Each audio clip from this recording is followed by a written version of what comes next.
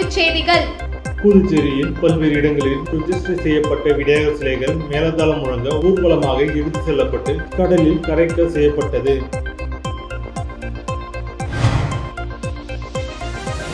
புதுச்சேரி மாநிலத்தில் உயர்த்தப்பட்ட மின்கட்டண உயர்வை கண்டித்து காரைக்கால் மாவட்டத்தில் வருகிற 18ஆம் தேதி முழு பந்த் போராட்டத்திற்கு இந்திய கூட்டணி கட்சிகள் அழைப்பு விடுத்துள்ளது.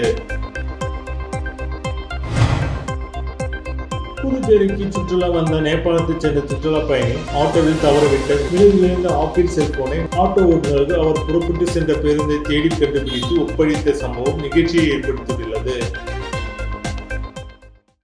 புதுச்சேரியில் பல்வேறு இடங்களில் பிரதிஷ்டை செய்யப்பட்ட விநாயகர் சிலைகள் மேலதாளம் முழங்க ஊர்வலமாக எடுத்து செல்லப்பட்டு கடலில் கரைக்க செய்யப்பட்டது. இந்த நிகழ்ச்சியில் துணைநிலை ஆளுநர் கைலாஷ்நாதன் கலந்து கொண்டார். புதுச்சேரியில் விநாயகர் சதுர்த்தி விழா கடந்த 7ஆம் தேதி கொண்டாடப்பட்டது.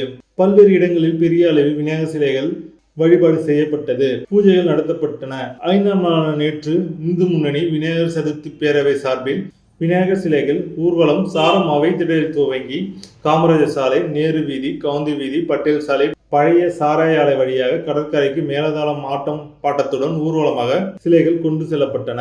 கடற்கரை சாலையில் உள்ள பழைய நீதிமன்றம் அருகே ராட்சத கிரேன் மூலம் பெரிய அளவிலான விநாயகர் சிலைகள் கடலில் கரைக்கப்பட்டன. சுமார் 70க்கும் மேற்பட்ட விநாயகர் சிலைகள் கரைக்கப்பட்டன. கடற்கரை சாலையில் நடைபெற்ற இந்த நிகழ்ச்சியில் துணைநிலை ஆளுநர் கைலாஷ்நாதன், சபாநாயகர் செல்வம், பாஜக மாநில தலைவர் செல்வ கணபதி, MP உள்ளிட்ட ஏராளமான சுற்றுலா பயணிகள் மற்றும் பொதுமக்கள் கண்டு ரசித்தனர்.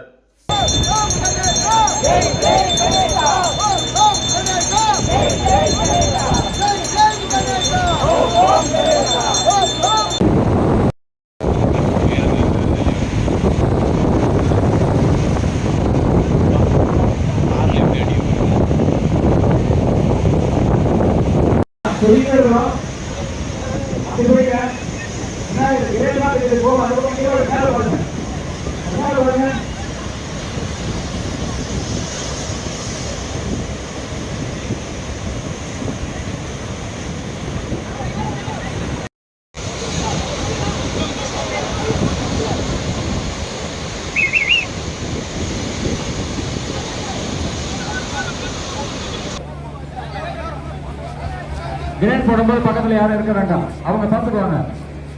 யாருமே பக்கத்துல போக வேண்டாம்.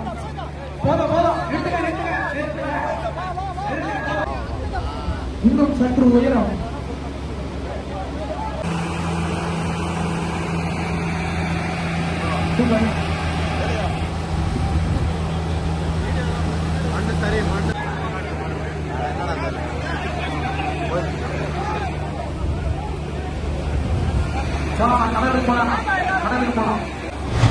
புதுச்சேரி மாநிலத்தில் உயர்த்தப்பட்ட மின்கட்டண உயர்வை கண்டித்து காரைக்கால் மாவட்டத்தில் வருகிற 18ஆம் தேதி முழு பந்த் போராட்டத்திற்கு இந்திய கூட்டணி கட்சிகள் அழைப்பு விடுத்துள்ளது. புதுச்சேரி மாநிலத்தில் மின்கட்டணம் உயர்த்தப்பட்டுள்ளது. இதனை கண்டித்து பல்வேறு அரசியல் கட்சியினர் மற்றும் அமைப்பினர் போராட்டங்களில் ஈடுபட்டு வருகின்றனர். அந்த வகையில் புதுச்சேரி மாநிலத்தில் உயர்த்தப்பட்டுள்ள மின்கட்டண உயர்வை கண்டித்து மின்கட்டண உயர்வை ரத்து செய்ய வலியுறுத்தியும் புதுச்சேரி மாநிலம் காரைக்கால் மாவட்டத்தில் இந்திய கூட்டணி சார்பில் திமுக சட்டமன்ற உறுப்பினர் நாஜும் தலைமையில் இன்று ஆலோசனை கூட்டம் நடைபெற்றது. இந்த ஆலோசனை கூட்டத்தில் மின் கட்டண உயர்வை உடனடியாக ரத்து செய்ய வலியுறுத்தி காரைக்கால் மாவட்டத்தில் வருகின்ற 18ஆம் தேதி முழு பந்த் போராட்டம் நடத்தப்படும். முழு பந்த் போராட்டத்திற்கு இந்திய கூட்டணி சார்பில் பொதுமக்கள் மற்றும் வியாபாரிகளுக்கு அழைப்பு விடுக்கப்பட்டுள்ளது. மின்சார கட்டணத்தை கடுமையாக உயர்த்திருக்கின்ற காரணத்தால் சாதாரண பொதுமக்கள் முதற்கொண்டு அனைத்து வியாபாரிகளும் பாதிக்கக்கூடிய நிலைக்கு தள்ளப்பட்டிருக்கின்றார்கள். இன்று காலையிலே இந்தியா கூட்டணியுடைய தலைவர்களால் இந்த காரைக்காலிலே சந்தித்து பேசி எடுக்கப்பட்ட முடிவின் அடிப்படையில் புதுவையில் எடுத்த அந்த முடிவை ஒட்டி காரைக்காலிலும் வருகிற 18ஆம் தேதி மாவட்டம் தழுவிய அதே போல மாநிலம் தழுவிய பந்துக்கு துணையாக இருப்போம் என்பதை இந்த நேரத்தில் தெரிவித்துக் கொள்கின்றோம்.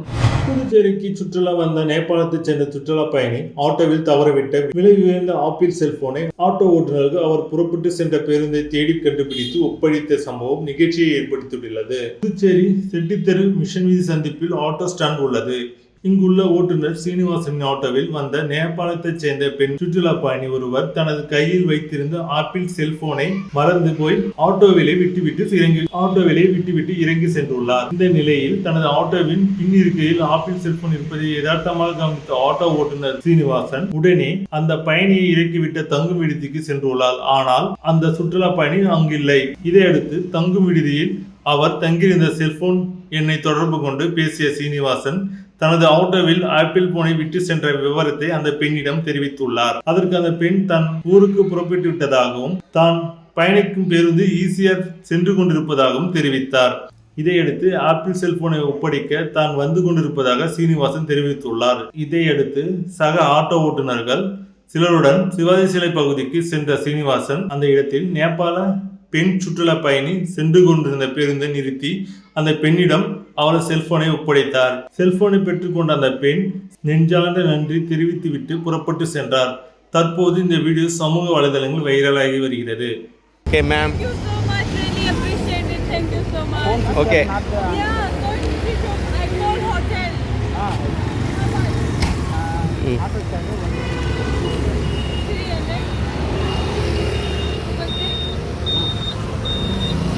ரொம்ப ஸ்பீடில் வந்துட்டேண்ணா, செம்ம ஸ்பீடு.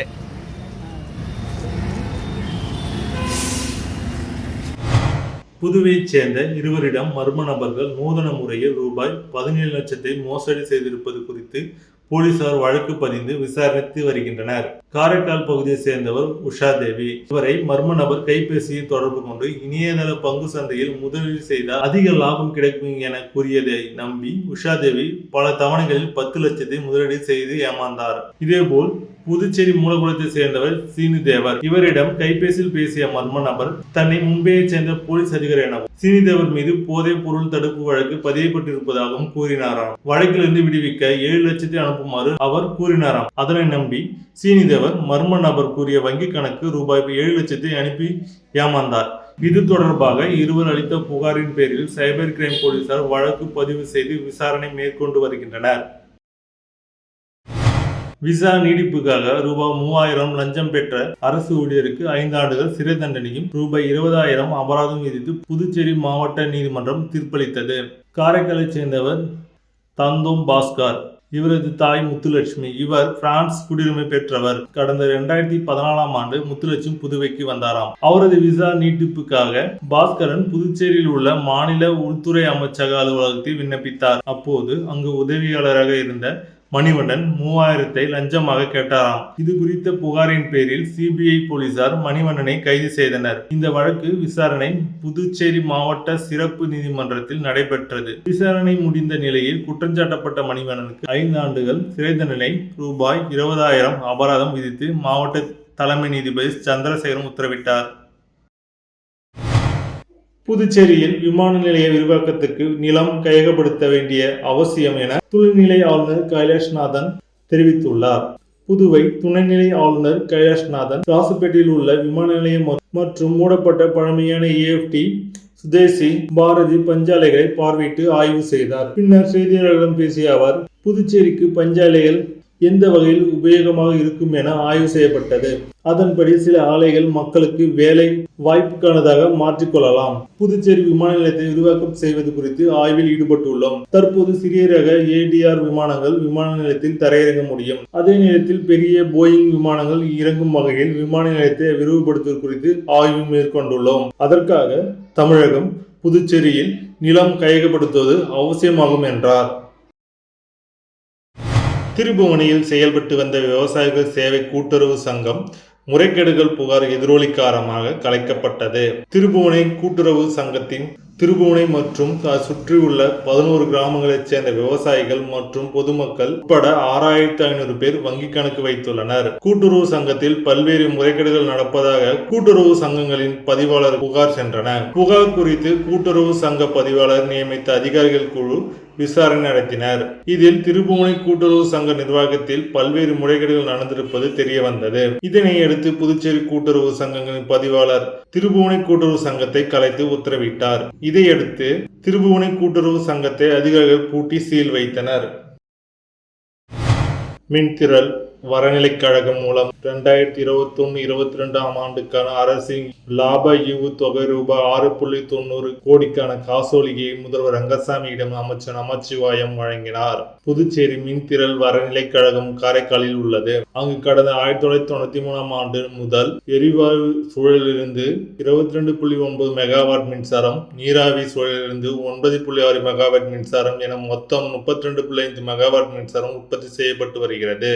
கடந்த 2021-22 ஆண்டில் ஈட்டிய லாபத்துக்கான ஈவுத்தொகையை ரூபாய் 6.90 கோடியாகும். இதற்கான காசோலையை முதல்வர் ரங்கசாமியிடம் மின்துறை அமைச்சர் நமச்சிவாயம் வழங்கினார். மின்திறல் வரநிலைக் கழகம் தொடக்கத்திலிருந்து இதுவரை அரசுக்கு ஈவு ரூபாய் 52.21 கோடி அளிக்கப்பட்டுள்ளதாக தெரிவிக்கப்பட்டுள்ளது. இந்த நிகழ்ச்சியில் சட்டப்பேரவை உறுப்பினர் நாக தியாகராஜன், மின்திறல் வரநிலைக் கழக செயற்பொறியாளர் சந்தோஷ் ராமச்சந்திரன், கென்னடி உள்ளிட்டோர் கலந்து கொண்டனர். சுல்தான்பேட்டை குளத்தை புதுப்பித்து நடைபாதை மற்றும் சிறுவர் பூங்கா அமைக்கும் பணியினை எதிர்க்கட்சி தலைவர் சிவா அதிகாரிகளுடன் ஆய்வு செய்தார். வில்லியனூர் தொகுதிக்குட்பட்ட சுல்தான்பேட்டை முகாமில் வரலாற்று சிறப்புமிக்க 100 ஆண்டுகள் பழமை வாய்ந்த குளத்தை தூர்வாரி புதுப்பித்து குளத்தின் படிக்கட்டுகள், குளத்தை சுற்றி நடைபாதை, இருக்கைகள் மற்றும் சிறுவர் பூங்கா அமைப்பதற்கான முயற்சியில் சட்டமன்ற எதிர்க்கட்சி தலைவரும் தொகுதி சட்டமன்ற உறுப்பினருமான சிவா மேற்கொண்டார்.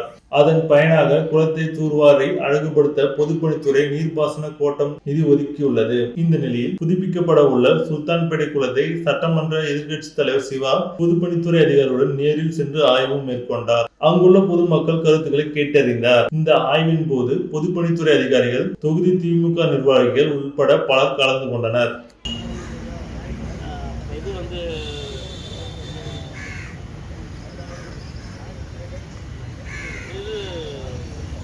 கூட வந்து ஸ்பீடு ஓட்டி வந்து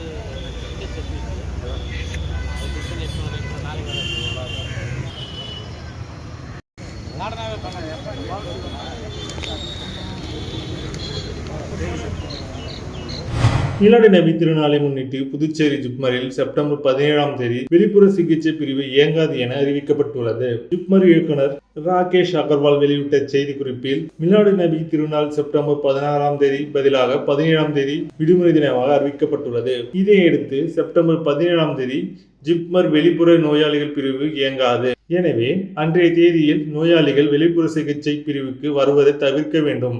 அதே நேரத்தில் அவசர பிரிவு சிகிச்சை சேவைகள் அனைத்தும் வழக்கம் போல் இயங்கும் என குறிப்பிடப்பட்டுள்ளது. புதுச்சேரி, பாண்டிச்சேரி மெட்ரோ மற்றும் ப்ரூனி ப்ளூம் சார்பாக போதை தடுப்பு விழிப்புணர்வு குறித்து கடற்கரை சாலையில் பேரணி நடைபெற்றது. புதுச்சேரி போதை தடுப்பு குறித்து தேசிய, பாண்டிச்சேரி மெட்ரோ மற்றும் ப்ரூனி ப்ளூம்ஸ் என்கிற தனியார் பள்ளி இணைந்து கடற்கரை சாலையில் போதை தடுப்பு குறித்து விழிப்புணர்வு ஏற்படுத்தும் வகையில் விழிப்புணர்வு பேரணி நடைபெற்றது. பள்ளி நிறுவனர் நாராயணசாமி தலைமை தாங்கினார். மேலும் இதில் தேசிய நிர்வாகிகள் யுவராணி, சுந்தர், வடிவேலு, சிவசங்கரி கலந்து கொண்டனர். மேலும் சிறப்பு விருந்தினராக முதுநிலை காவல் கண்காணிப்பாளர் கலைவாணன் கலந்து கொண்டு பேரணியை கொடியசைத்து துவக்கி வைத்தார். சுமார் 100க்கும் மேற்பட்ட பள்ளி மாணவர்கள் கலந்து கொண்டு பொதுமக்களிடையே விழிப்புணர்வு ஏற்படுத்தினார்கள்.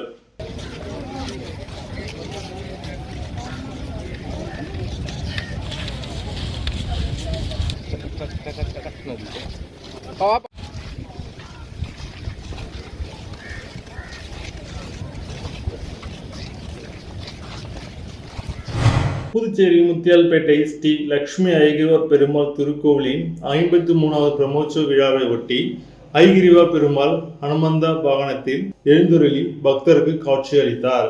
புதுச்சேரி முத்தியால்பேட்டை ராமகிருஷ்ண நகர் பகுதியில் அமைந்துள்ளது ஸ்ரீ லட்சுமி ஐகிரிவா திருக்கோயில்.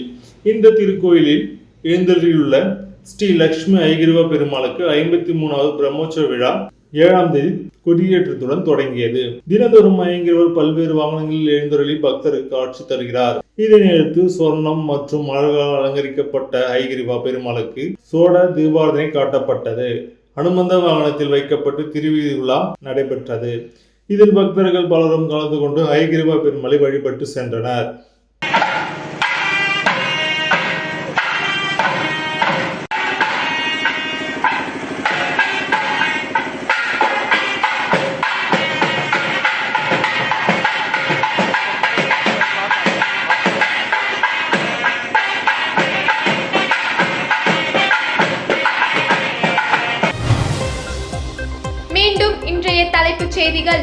புதுச்சேரியில் பல்வேறு இடங்களில் பிரதிஷ்டை செய்யப்பட்ட விநாயகர் சிலைகள் மேலதாளம் முழங்க ஊர்வலமாக எடுத்து செல்லப்பட்டு கடலில் கரைக்க செய்யப்பட்டது.